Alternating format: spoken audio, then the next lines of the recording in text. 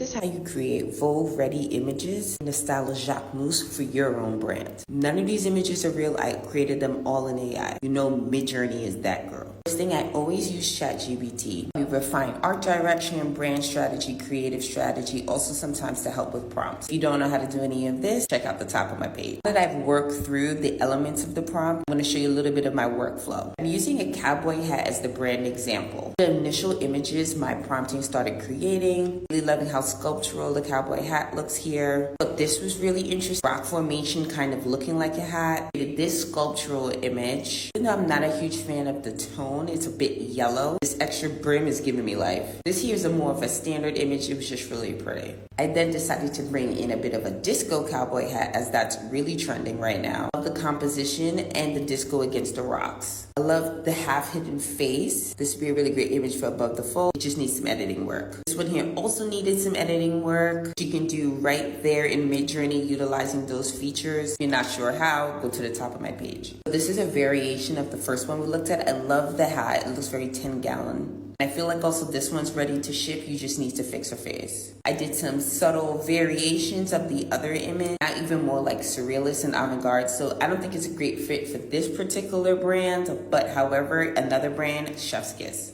Just look at that. So now we're coming up on what I think we can actually use. It feels very Jacquemus.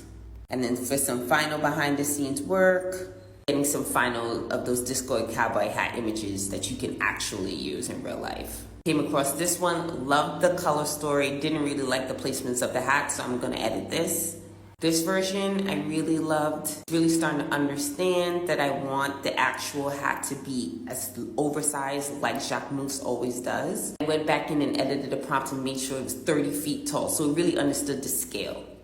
And now here's some of the results of like having a hat the size of a house, having a very large oversized hat. As you can see, love these. I think these are all really great directions and many of them you can use. Guys, we're doing creativity in the future. Follow for more.